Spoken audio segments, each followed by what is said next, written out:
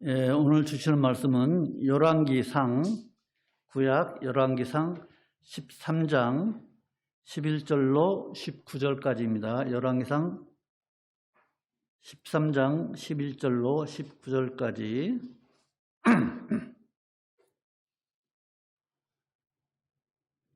찾으신 줄 알고 봉독하겠습니다. 열왕기상 13장 11절로 19절. 베델에 한 늙은 선지자가 살더니 그 아들들이 와서 이 날에 하나님의 사람이 베델에서 행한 모든 일을 저에게 고하고 또 그가 왕에게 고한 말씀도 저희가 그 아비에게 고한지라. 그 아비가 저희에게 이르되 그가 어느 길로 가더냐 하니 그 아들들이 유다에서부터 온 하나님의 사람의 간 길을 보았습니다. 저가 그 아들들에게 이르되 나를 위하여 나귀의 안장을 지으라. 저희가 나귀의 안장을 지으니 저가 타고 하나님의 사람의 뒤를 쫓아가서 상수리 나무 아래 앉은 것을 보고 이르되 그대가 유다에서 온 하나님의 사람이뇨? 대답하되 그러하다.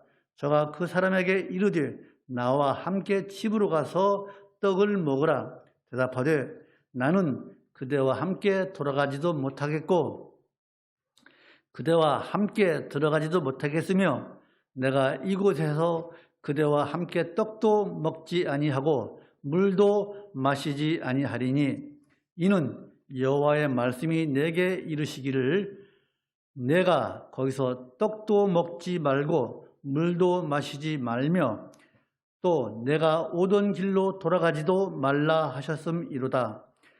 저가 그 사람에게 이르되 나도 그대와 같은 선지자라. 천사가 여호와의 말씀으로 내게 이르기를 그를 내 집으로 데리고 돌아가서 그에게 떡을 먹이고 물을 마시우라 하였느니라 하니 이는 그 사람을 속임이라. 이에 그 사람이 저와 함께 돌아가서 그 집에서 떡을 먹으며 물을 마시니라. 아멘. 여기까지 보겠습니다. 여러분 한 주간 건강하셨습니까? 예, 2022년도 이제 두 번째 주일입니다. 예, 올 한 해도 여러분들 아까 기도한 것처럼 건강한 가운데 믿음 생활 잘하시는 여러분 되시기 바랍니다.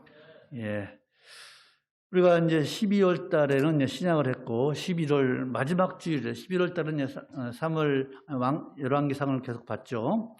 11월 마지막 주일에 뭘 봤냐면은 이제 오늘 13장 1절로부터 10절까지 북이스라엘, 즉 이스라엘이 지금 남과 북으로 갈라졌잖아요.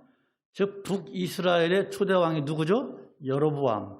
여로보암은 우상을 섬기는 지역이죠. 즉 북에다가는 남유다와 경계 지역이 베델이고 저 북쪽은 단이라는 곳에, 베델과 단이라고 하는 곳에 금송아지를 만들어 놓고 이게 너희들의 하나님이다.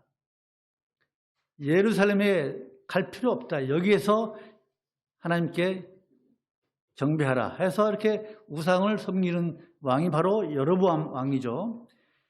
그래서 이 여로보암 왕이 베델에서 지금 금송아지에게 절하고 숭배하고 있을 때 남쪽에 있는 젊은 하나님의 사람, 즉 선지자가 와서 여로보암 왕에게 우상 숭배하고 있는 여로보암 왕에게 아주 좋지 못한 예언을 하죠. 즉 우시야라고 하는 왕이 언젠가는 나와서 너희들이 숭배하고 있는 이 제단, 우상을 숭배하고 있는 제단에 제사를 지냈던 제사장들을 다 잡아서 그 제단 위에 제물로 삼아서 드릴 것이다.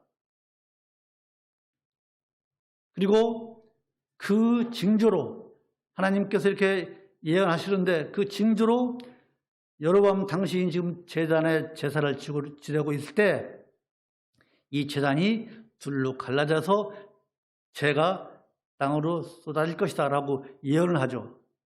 그 예언을 들은 여로보암 왕이 기분이 좋겠습니까? 어때요?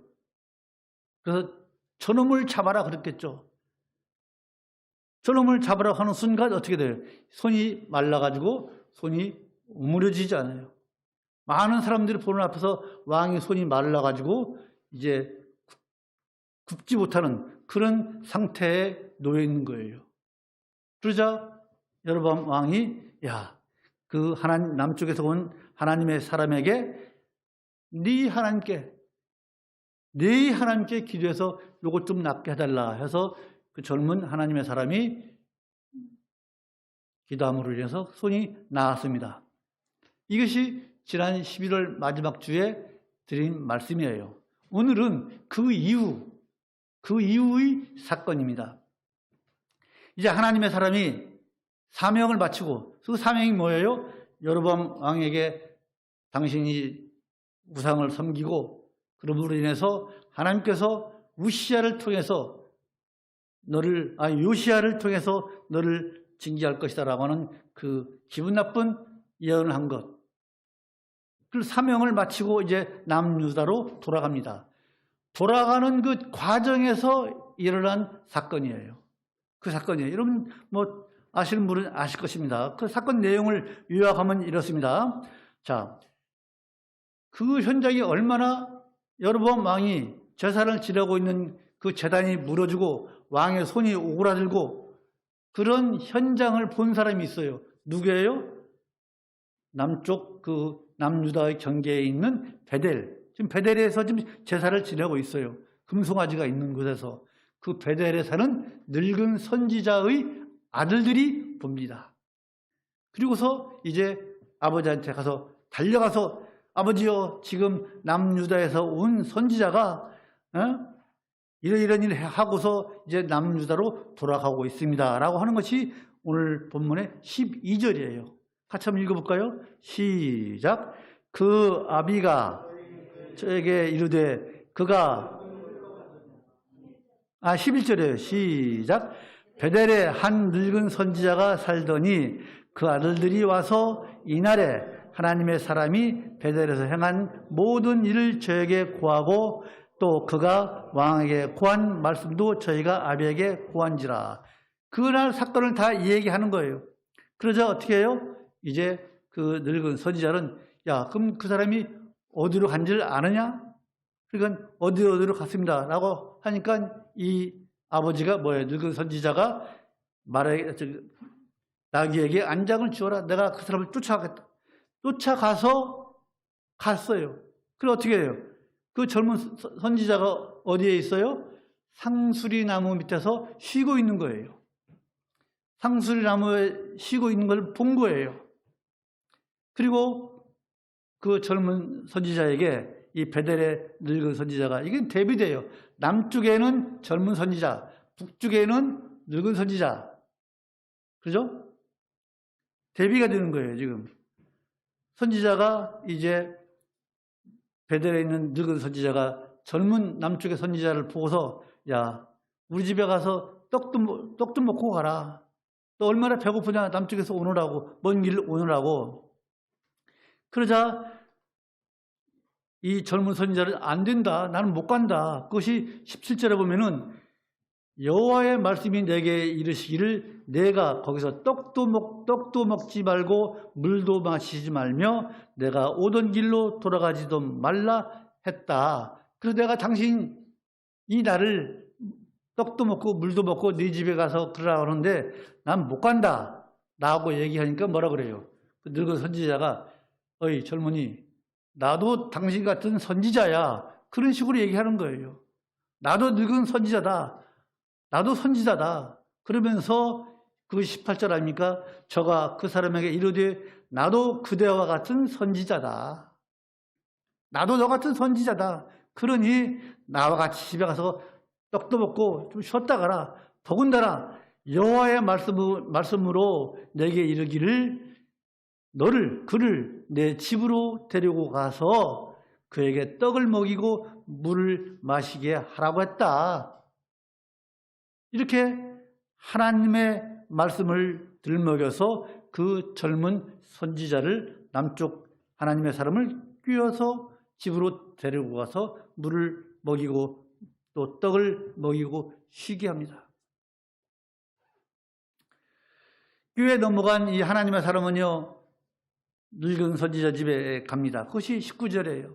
근데 그렇게 떡을 먹고 있을 때 이제 하나님의 사자가 베델에 있는 그 늙은 선지자에게 나타나서 이야기합니다. 네가 여호와의 명을 거스려 떡을 먹이게 하고 또 그렇게 했으므로 저 젊은 선지자는 앞으로 죽어서 조상의 묘실에 들어가지 못한다라고 이야기를 합니다. 그것이 21절, 22절이에요. 자, 이제 이렇게 떡과 그 거짓 선지자, 북이스라엘에 있는 베델에 있는 늙은 거짓 선지자로부터 떡과 물을 얻어먹은 젊은 선지자는 이제 남유다로 떠납니다. 이것이 오늘 사건의 내용이에요. 그런데 돌아가는 그 길에 어떻게 됩니까? 사자가 나타나서 그 사람을 물어 죽입니다. 그것이 24절입니다. 같이 읽으실까요? 13절, 24절 시작. 이에 그 사람이 가더니 사자가 길에서 저를 만다 죽임에 그 시체가 길에 버림받으니 나귀는 그 곁에 섰고 사자도 그 시체 곁에 섰더라. 사자가 사람을 물어 죽였으면 그 사람을 먹든가, 옆에 나귀가 있는데 나귀도 먹지 않고 그냥 그 젊은 선지자만 죽여놓고 있는 거예요. 즉 베델의 그 늙은 선지자가 남쪽에 있는 젊은 선지자를 꼬여서, 거짓으로 꼬여서 이제 망하게 만든 거예요. 그런데 이것이 사건의 전말인데 늙은 선지자가 왜 젊은 선지자를 꼬드기기 위해서 거짓말을 했는지 성경에는 말이 없어요. 왜 거짓말을 했는지 분명히 거짓이라고 말씀을 하고 있습니다. 18절에 그 사람을 속임이라, 속이는 거예요. 왜 그러는지 몰라요. 성경에 나타나지 않았기 때문에. 그러나 우리가 짐작하기는, 추론하기는, 신학자들 추론하기는 그 사람이 거짓 선지자인 것이 왜 그러냐. 즉 여로보암 왕이 우상에게 절하고 있을 때, 우상을 섬길 때 그 현장에 아들들을 보낸 것은 아마도 그 늙은 선지자가 여로보암의 우상 숭배 정책에 동조하는 사람이었을 것이다 그거예요. 신실한 선지자 같으면 왜 우상 숭배 현장에 아들을 보내겠습니까? 그래서 그는 아마도 거짓 선지자일 것이다 라고 추론하는 거예요. 또 왜 거짓 선지자라고 추론하냐면은 여로보암 왕이 우상 숭배 정책을 펴니까 북쪽에 있는 이스라엘의 제사장들이 거의 다가 어디로 왔어요? 남쪽 유다로 내려왔습니다. 선지자들도 그렇고. 그래서 신실한 제사장이나 선지자가 북이스라엘은 없어요. 그래서 여로보암은 어떡합니까? 양 7마리, 무양 몇 마리 주면은 그 사람들을 전부 다 제사장으로 삼아주는 정책을 썼어요. 그 여로보암이 지은 죄가 뭐예요? 첫 번째로 초막절을 7월 15일에서 8월 15일로 옮겼죠. 이처럼 일반 백성을 제사장으로 삼았죠. 제사장은 누가 됩니까? 아론의 후손만 하도록 되어 있는데 일반인을 제사장으로 삼았잖아요. 우상 숭배를 했죠. 베델과 단에다가 금송아지를 만들어 놓고 그게 하나님이라고 했잖아요. 지금 3가지 죄를 지었다고 말씀을 드렸습니다. 어쨌든 이 늙은 선지자는 아마도 젊은 선지자를 오직에서 망하게 하려고 하는 그런 거짓 선지자였을 것이다 라고 추론을 하는 것입니다. 그래서 오늘 이 사건에서 거짓 선지자, 그 젊은 선지자가 여로보암에게 예언을 하고 돌아가는 길에 사자에게 죽은 것이 우리에게 어떤 교훈을 주느냐, 이걸 한번 오늘 보자는 거예요. 여러분, 첫 번째로 사탄은요, 우리의 형편이 가장 적절할 때, 좋을 때 우리를 유혹해서 죄를 짓게 합니다. 지금 남유다의 젊은 선지자는요, 이제 나는 사명을 다했다. 하나님께서 저 적국이죠. 북이스라엘 가서 그 왕 앞에서 여러분 왕 앞에 왕이 호위를 경비가 얼마나 심하겠습니까? 그 자리에서 왕에게 저주하고 그런 말을 한다는 것은 이 젊은 사람으로서는 얼마나 많은 권위가 있었겠습니까? 그래도 이제 하나님의 명령이니까 가서 여로보암에게 예언을 하고 돌아가는 길이에요. 이제 나는 사명을 다 했다라고 돌아갔어요. 그런데 이 선지자가 돌아가는 길에 너무나 마음을 놓은 거예요. 마음을 너무 빨리 놓았어요. 그 베델의 늙은 선지자가 떡과 물을 먹고 가라고 하는 그 권위를 뿌리쳤어야 돼요. 이겨냈어야 돼요. 그런데 거기에 넘어가서 심판받은 거 아니겠습니까? 여러분, 거짓 선지자가요, 하나님의 이 사람을, 젊은 사람을 망하게 한 것 같이 사탄은요, 우리를 망하게 하려고 눈을 부릅뜨고 보고 있는 줄로 생각하십시오. 우리가 경계하지 않고 우리가 방심할 때 사탄은 우리에게 쑥 들어옵니다. 예를 들어볼까요? 다윗이 언제 넘어졌습니까? 다윗이 사울에게 죽임을 안 당하려고 얼마나 도망 다녔습니까? 3,000명의 군사를 사울이 데리고 가서 죽이려고 했잖아요. 그럴 때 다윗이 넘어졌습니까? 또 다윗이 이스라엘을 통일하기 위해서 얼마나 많은 전쟁을 했습니까? 그 전쟁통에 다윗이 사탄에게 넘어갔습니까? 아니잖아요. 이스라엘을 통일하고 아주 강력한 군주가 되어서 태평세월을 누리고 있을 때 왕궁의 지붕에 올라가서 쓱 보니까 사탄이 누구를 보여줍니까? 우리아의 아내 밧세바가 목욕하는 것을 보여주잖아요. 그 밧세바가 목욕하는 장면을 보고 음욕을 품고서 이제 다윗이 밧세바를 범하는 그런 죄를 짓게 해서 한 방에 무너뜨리잖아요. 이게 사탄이에요. 중요한 것은 여러분, 이런 유혹이 다윗에게만 있습니까? 오늘 본문의 이 젊은 사자에게만 옵니까? 아니에요. 모든 하나님을 믿는 모든 성도에게 찾아옵니다. 그래서 베드로전서 5장 8절에는 뭐라고 되어 있습니까? 근실하라 깨어라. 너희 대적 마귀가 어떻게 돼요? 우는 사자와 같이 두루 다니면서 삼킬 자를 찾는다고 베드로전서 5장 8절에서 말씀하고 있잖아요. 이처럼 사탄은요, 우리를 언제 넘어뜨리려고, 언제 자기 부하로 만들려고, 자기 손아귀에 집어넣으려고 우리를 주변을 얼마나 배회하는지 몰라요. 바로 옆에 있어요, 우리 주위에. 이 사탄의 공격을 이길 수 있는 방법이 우리가 있어요? 없어요. 다른 거 없어요. 사탄을 이길 수 있는 방법은요, 오직 말씀을 붙잡고 우리가 깨어서 기도하는 것 이외에는 다른 방법이 없습니다. 우리가 무엇으로 사탄을 이기겠습니까? 없어요. 우리가 성경에서 보면요, 또 믿음 생활을 잘하는 사람들을 보면요, 즉 사단을 이기고 승리했던 사람들을 보면요, 그분들의 공통점이 있어요. 뭐예요? 그들은 경성한 삶을 살았다는 거예요. 오늘 제목이 뭐예요? 경성하는 삶을 살자. 여러분, 경성이 뭐예요? 경성이라는 것은요, 히브리어로 샤카드. 이 말은, 샤카드라는 이 말은 뭐냐면은 밤을 세워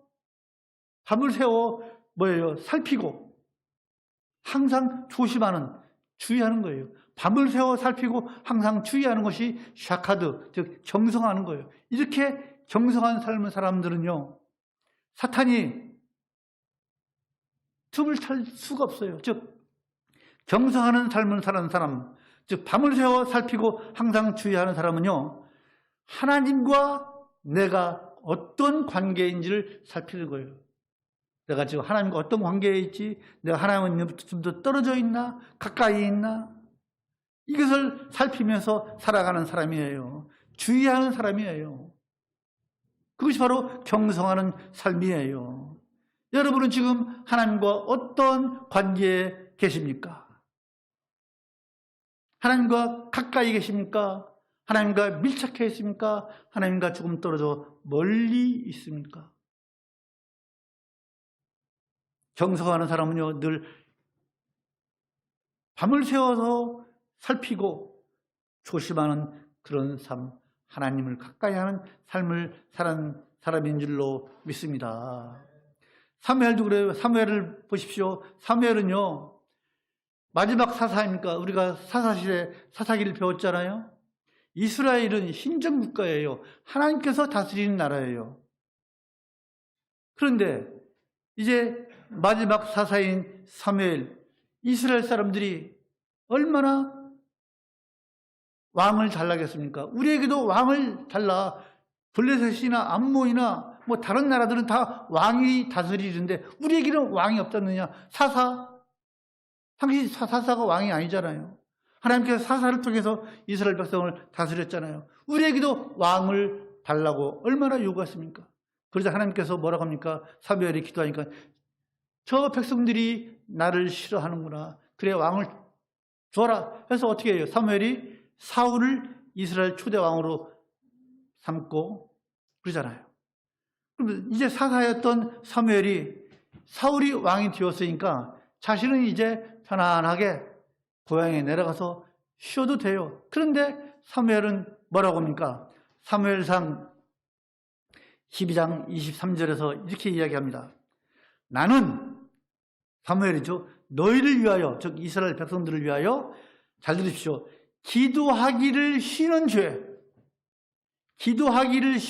죄를 여호와 앞에 결단코 범치 아니하고 선하고 의로운 도로 너희를 가르칠 것이다. 내가 비록 사울을 왕으로 세우고 그렇지만은 내가 쉬지 않고 이스라엘 백성들을 위해서 기도하기를 싫은 죄를 범하지 않겠다. 여러분, 즉 이 말씀은 뭐예요? 하나님과 관계를 끊지 않겠다는 거 아닙니까? 하나님과 관계를 계속 유지하겠다는 것이 바로 사무엘의 이 말씀 아닙니까? 믿음을 끝까지 지키겠다는 말씀 아닙니까? 여러분, 하나님께 기도한다는 것, 우리 성도가 하나님께 기도한다는 것은요, 우리가 하나님을 믿는다고 하는 가장 기초적인, 가장 원초적인 믿음의 행위인 줄로 믿으십시오. 우리가 하나님께 기도가 끊기 그런 삶을 산다면 이미 그것은 하나님과 멀리 있는 거예요. 기도하는 삶을 사는 여러분 되시길 간절히 소망을 합니다. 사도 바울도요, 디모데후서 4장 7절에서 뭐라고 합니까? 내가 선한 싸움을 싸우고 나의 달려갈 길을 다 마친 후에 어떻게 해요? 마치기까지 내 믿음을 지켰다고 그랬어요.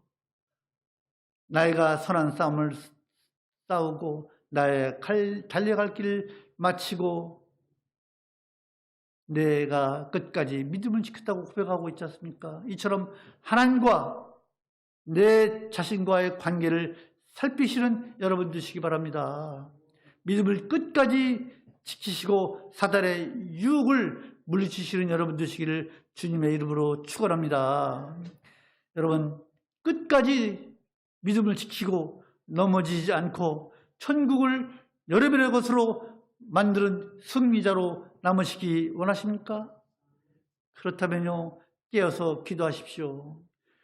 거기에 승리의 길이 있는 줄로 믿습니다. 에베소서 봅시다. 에베소서 4장 보십시다. 에베소서 4장 27절 보십시다.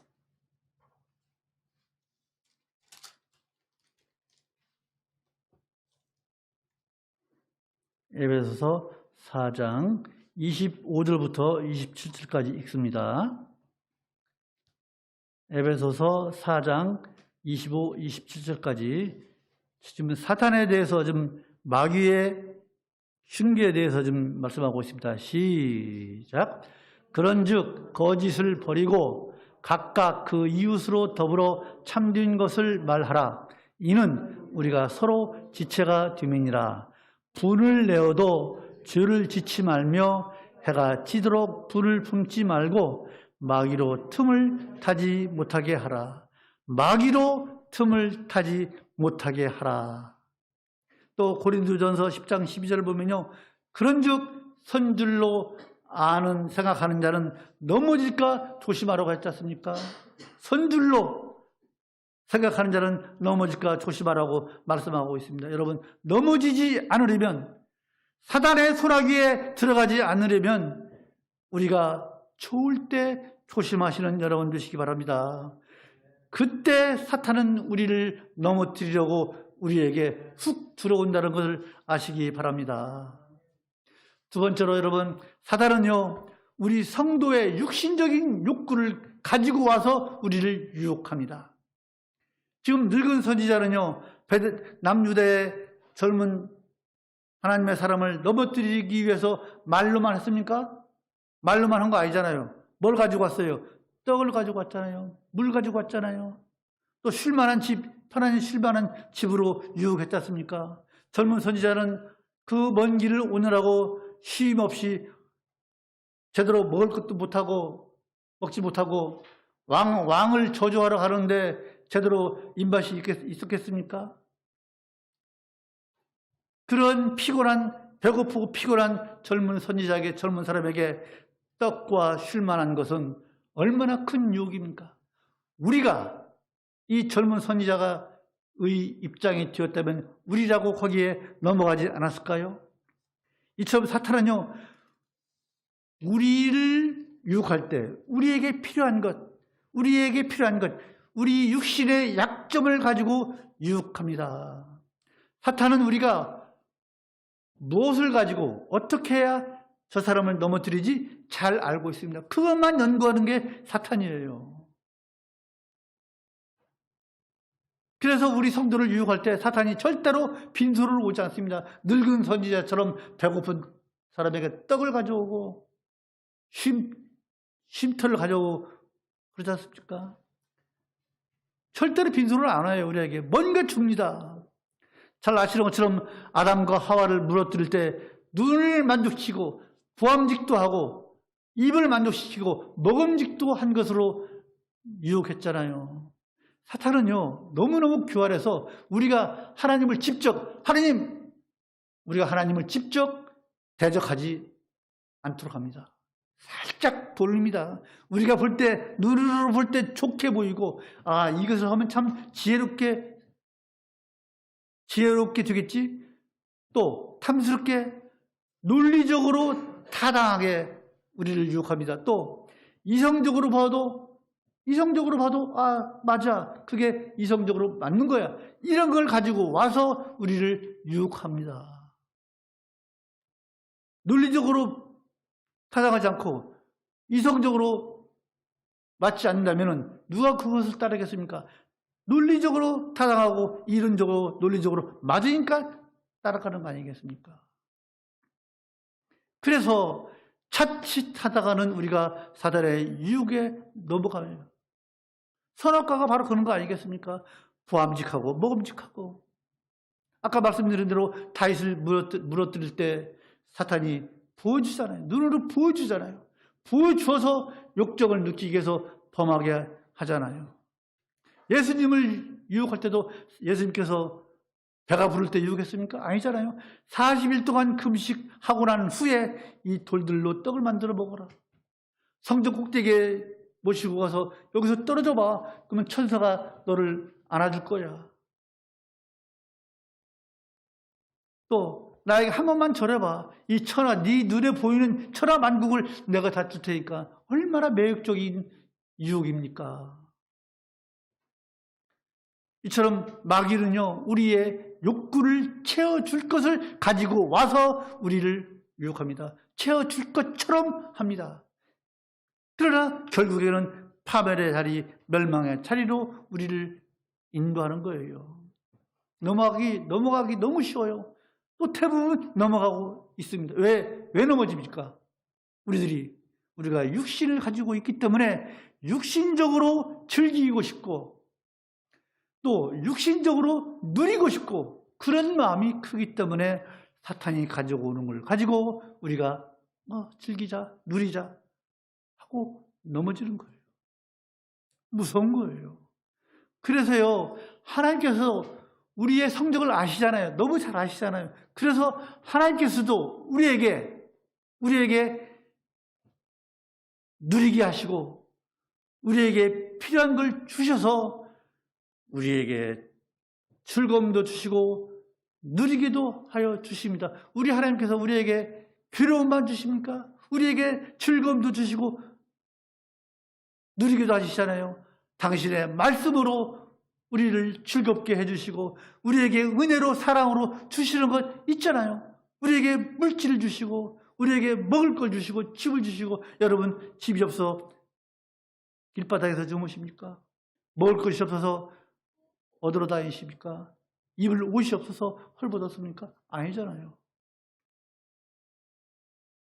우리에게 이처럼 은혜롭게 우리에게 채워줄 것을 채워주시는 하나님이십니다. 왜? 우리의 성정을 아시기 때문에. 그래서요, 골로새서 3장 2절을 보면요, 위의 것을 생각하라고 그랬어요. 위의 것을 생각하지, 사단이 주는 것은 전부 다 땅의 것이에요. 위의 것을 생각하고 땅의 것을 생각하지 말라고 골로새서 3장 2절에서 말씀하고 있습니다. 또 요한일서 2장 15절 16절을 보면 이렇게 되어 있어요. 이 세상이나 세상에 있는 것들을 사랑치 말라. 누구든지 세상을 사랑하면 아버지의 사랑이 그 속에 있지 아니하나니. 있겠습니까? 세상 것을 잔뜩 마음에 사랑하는데 하나님의 사랑이 있겠습니까? 이는 세상에 있는 모든 것이 뭐예요? 육신의 정욕이요, 안목의 정욕이요, 이생의 자랑이니 다 아버지께로 쫓아온 것이 아니요 세상으로 쫓아온 것이라고 말씀하고 있잖아요. 위의 것을 생각하라. 하나님께서도 우리에게 즐거움을 주시고 말씀을 읽을 때 얼마나 즐겁습니까? 은혜로 사랑으로 우리를 채워주시지 않습니까? 근데 왜 우리가 사탄이 주는 땅의 것만 생각하느냐 이거예요. 육신을 만족시키는 것이 사탄의 짓인지 아닌지를 잘 분별해서 우리 성도들 정말로 올 한 해 잘 사시는 여러분 되시기를 주님의 이름으로 축원합니다. 세 번째로 여러분, 사탄의 유혹은요, 우리의 가장 가까운 곳에서 시작이 됩니다. 잘 들어보십시오. 오늘 본문 18절을 보면요, 늙은 선지자가 뭐라 그래요?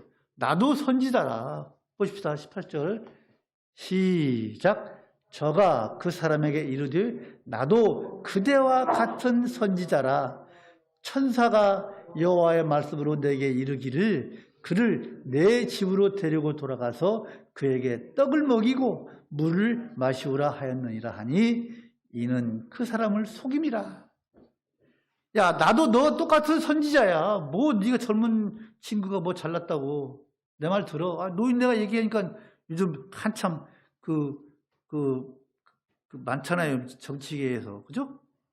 그런 것처럼 나도 너와 똑같은 선지자다. 하나님의 말씀이 널 데리고 가서 우리 집에 가서 너가 피곤하니까 배고프니까 떡도 먹이고 밥도 먹이고 뭐 해. 이러라고 하셨다. 천사들까지 들먹이면서 하나님의 말씀을 들먹이면서 이 젊은 선지자를 속였습니다. 그런데 여러분, 왜 이 젊은 선지자가, 남유다에서 올라온 선지자가 속아 넘어갑니까? 사람들은요, 보십시오. 대개 나와 비슷한 일을 하는 사람을 만나면요, 뭐예요? 반갑고 경계심을 풀잖아요. 그리고 동료의식을 느끼잖아요. 그렇잖아요. 그렇습니다. 어디 가서 무슨 일 하십니까? 나도 똑같은 일을 하는데, 그럼 경계를 풀고 동료의식을 느끼잖아요.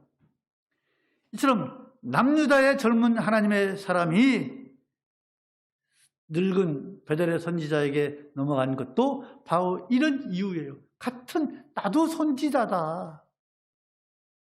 그래서 우리가 여기서 중요한 진리를 발견하게 됩니다. 그 뭐예요? 우리 성도들을 넘어뜨리는 이 사단은요, 우리 성도들의 가장 가까운 곳에 있다는 것입니다.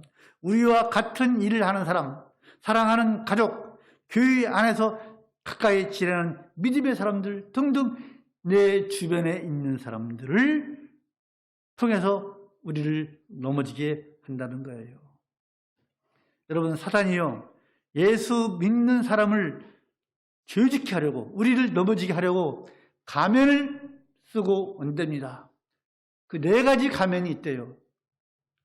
들으신 분 있나 모르겠는데, 그 4가지 가면이 뭐냐면은, 우리가 성경에서 너무나 잘 아는 사람, 모세, 또 다윗, 베드로, 사도 바울의 가면을 가지고 와서 우리 성도들을 유혹해서 넘어뜨린다 그래요. 우리 성도들을 죄짓게 한다는 거예요. 그 가면으로 우리를 죄짓게 하는 거예요. 한번 볼까요? 첫째, 다윗의 가면을 가지고는요. 다윗의 가면을 가지고 와서는 어떻게 해요? 야, 다윗이 바세바를 범했잖아. 그렇게 큰 죄를 짓고도 회개했잖아. 회개해서 그 다음에 얼마나 훌륭한 왕이 되었느냐. 그러니까 죄 짓다가 한때 딱 기준해서 네가 죽기 직전이나 한때 그때 회개하면 다 된다. 그렇게 다윗의 가면을 가지고 와서 유혹한다는 거예요. 죄 져도 괜찮아. 한때 이때 시점을 정해서 그때 다 회개해버려. 그래서 되겠습니까? 또 모세의 가면을 가지고 와서는 말이죠. 모세가 얼마나 이스라엘의 위대한 사람이냐. 근데 모세가 하나 가지고 있는 게 있어. 뭐요? 혈기가 있다. 혈기. 나이 40에 애굽의 왕자로서 자기 동족인 이스라엘 사람을 괴롭히는 애굽 사람을 죽이지 않느냐. 그리고 미디안 광야로 도망갔지 않느냐. 그리고 나이가 80세가 되어가서 이스라엘 백성들을 이제 출애굽시킬 때 어떻게 했느냐. 시내에 살아와서 하나님께서 주신 10계명을 새긴 2 돌판, 그걸 가지고 내려오다가 40일 동안 지도자인 모세가 안 내려오니까 밑에서는 어떻게 하고 있어요? 모세의 형 아론이 뭘 만들었어요? 금송아지를 만들었고 거기서 난리를 피웠잖아요. 춤을 추며 돌아가면서 이 금송아지가 하나님이다라는 그 현장을 목격한 모세가 어떻게 했어요? 이 돌판을 집어 던져서 돌판을 깨트렸지 않느냐. 모세 혈기 대단해. 또 어떻게 했어요? 이스라엘 백성들이 물이 없어가지고 네가 왜 우리를 끌고 와서 광야에서 다 죽이려고 그러냐. 우리에게 물을 달라고 했을 때 모세가 하나님께 뭐라고 했어요? 네 지팡이로 저 바위에게 물을 내라고, 바위에게 명령을 해라. 물을 내게. 그런데 모세가 어떻게 했어요? 하나님 제발 내가 왜 이 사람들을 끌고 와서 나를 이렇게 고생시킵니까? 하면서 그 지팡이로 바위를 2번 쳤잖아요. 그래서 물을 냈어요. 이처럼 모세는 혈기가 많은 사람이다. 야, 혈기 많아. 괜찮아. 화낼 거 다 내. 괜찮아. 이렇게 유혹한답니다. 또 베드로의 가면을 가지고 와서는요. 베드로 봐라. 예수님께서 겟세마네 동산에서 십자가에 돌아가시기 전에 피눈물을 흘리면서 기도할 때 베드로는 어떻게 했느냐. 쿨쿨 잠만 잤다느냐. 그리고 닭이 울기 전에 3번 예수님을 부인한 베드로 아니냐. 뭐 관계 있느냐. 잘 때 자라. 실컷 자라. 이거 나중에 하면 되지 않느냐. 베드로도 예수님이 피눈물을 흘리면서 기도할 때 잤는데 자라 이거예요. 나중에 해라. 나중에. 이렇게 베드로의 가면을 쓰고 성도들을 유혹해서 죄를 지게 한답니다. 또 사도 바울의 가면을 가지고 와서는 뭐라 그러냐. 사도 바울이 뭐라 그러느냐. 오직 믿음으로 구원을 얻는다고 했다느냐. 우리는 이미 다 구원받은 사람이다. 구원받기로 예정 짓고 택한 백성이니까 우리가 거꾸로 가든 말든 우리 걱정할 거 없다. 이미 다 구원받은 사람들이다. 이런 가면을 가지고 와서 우리 성도들을 죄짓게 한다는 거예요. 또 여기에 이 유혹에 무뎌진 성도들이 많이 있잖아요. 대충 그렇지, 이 정도면 됐지, 내가 이 정도 했으면 됐지, 이렇게 가잖아요. 여러분, 사탄은요, 이처럼 믿음의 최상위에 있는 모세, 다윗, 베드로, 사도 바울 같은 그분들을 가지고 우리를 유혹하는데, 하물며 우리 주위에 있는 사람들, 우리의 주위에 있는 사람들, 우리와 가까운 사람들을 가지고 우리를 유혹하지 않겠습니까? 얼마든지 유혹합니다. 사탄은 그것만 연구하는 사탄 아닙니까? 사탄은 우리에게서 멀리 있는 사람, 우리에게 멀리 있는 사람들, 우리가 저 사람 안 돼, 저 사람은 뭐 해 해서 우리가 경계하는 사람을 이용해서 우리를 조직케 하지 않습니다. 우리에게 가까이 있는 사람, 그래야 왜요? 성공할 확률이 높기 때문에 우리가 조직케 할 일이, 우리가 조직도록 하는 일이 성공하기 위해서 가까운 사람을 이용한다 이게요. 이처럼 여러분, 마귀의 이러한 흉계를 분별할 줄 아는 지혜로운 우리 모두가 되기를 주님의 이름으로 축원합니다. 제발 우리 경성하고 깨어 있어야 될 줄로 믿습니다. 마지막으로 여러분, 우리 성도들은요, 마귀의 유혹의 대상이잖아요. 그렇잖아요? 믿지 않는 사람들은요, 사탄, 마귀가 건들질 않습니다. 왜? 이미 자기 부하기 때문에. 뭐, 자기 건데 뭐로 시비 걸고 넘어뜨리려고 합니까? 안 그래요. 우리 믿는 사람들이 바로 사탄이 유혹의 대상인 것입니다. 그렇잖아요? 그래서 우리를 넘어뜨리려고, 우리에게 주의를 짓게 하려고 늘 우리 주위를 배회합니다. 늘 우리 주위에 있어요. 그래서 우리가 조금만 틈이라도 보이면은 사탄은요, 우리에게 즉각 들어옵니다. 이런 것을 우리가 모르고 방심한다면 우리 주위로 그냥 죄 짓고 사는 그런 인생일 수밖에 없습니다. 여러분,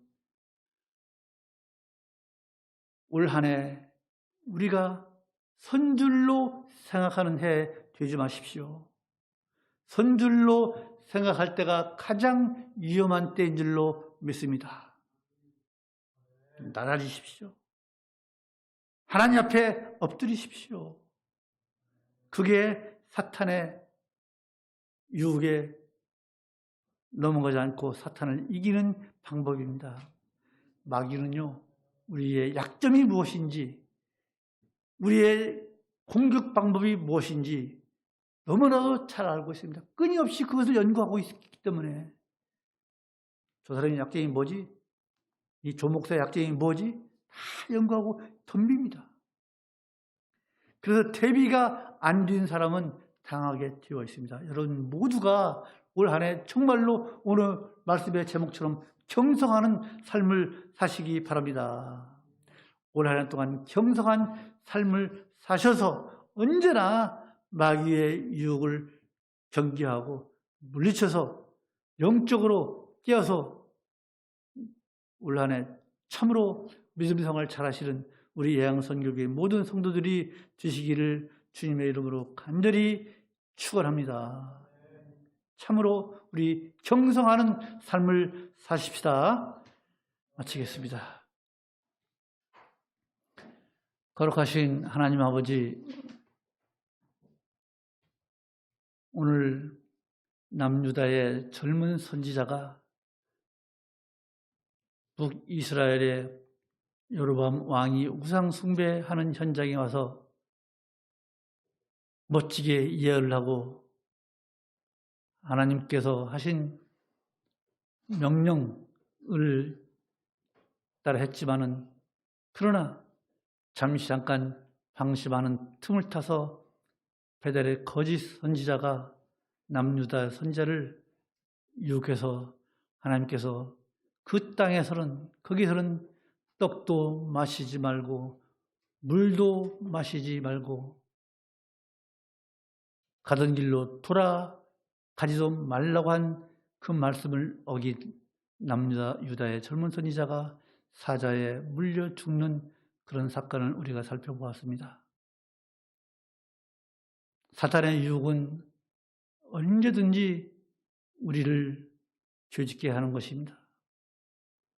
우리가 이 사탄의 유혹에 넘어가지 아니하도록 우리의 삶이 샤카드, 경성하는 그런 삶을 살아서 밤을 새워 우리가 살피고 조심하는 그런 삶을 삶으로 인해서 사단의 공격을 막아내고 승리하는 우리 예양선교회 모든 성도들이 줄 수 있도록 주여 저들에게 깊은 믿음, 큰 믿음 허락하여 주시옵기를 간절히 소망하며 예수 그리스도의 이름으로 기도하였사옵나이다.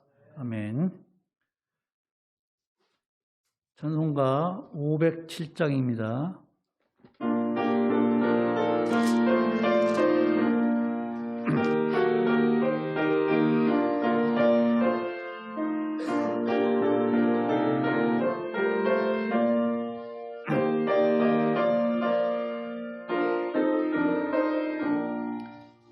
주님의 마음을 본받는 자, 그 마음의 평강이 찾아오는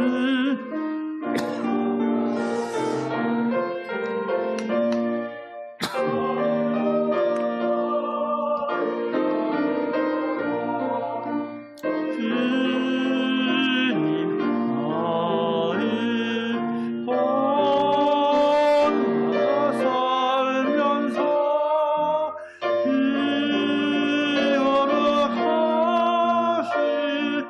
나도 이르리 저 모습 내 은혜 안 보이며 그 음성 내 귀에 안 들려도 내 영혼 날마다 주를 만나 신령한 말씀을 배우도다 주님의 마음 본받아 살면서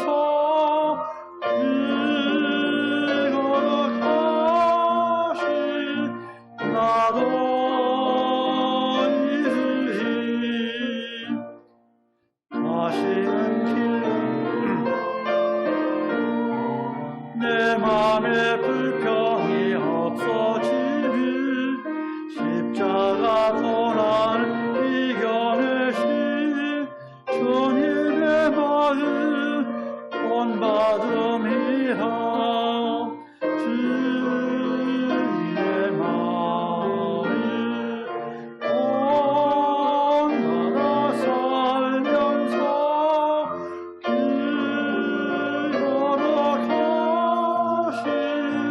나도 이르리 주 예수 세상에 하시오시 그날의 무성도 변화하여 주님의 빛나는 그 형상을 다 함께 보며 주 찬양하리 주님의 마음 본받아 살면서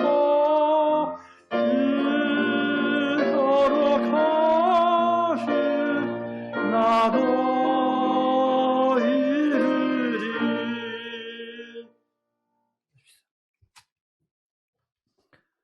거룩하신 하나님 아버지 은혜를 참으로 감사합니다.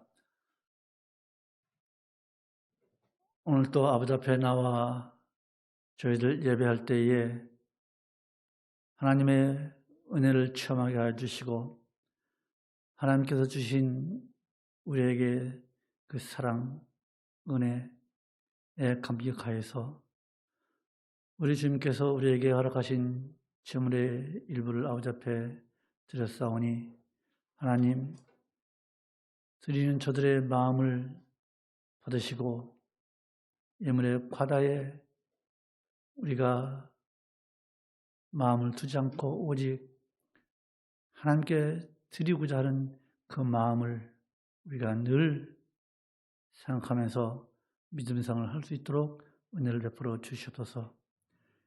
물질이 쓰이는 곳마다 우리 하나님 늘 함께하여 주시옵고 이 교회가 물질로 인해서 시험받지 않도록 늘 곳간이 풍성하게 하여 주시옵소서. 올 한 해 동안 우리가 어떠한 일을 해야 할 것인지 우리에게 생각하게 하여 주시옵고 그 일을 하는 우리 모두가 되게 주님 은혜를 베풀어 주시옵소서. 예수님의 이름으로 기도하옵나이다. 아멘.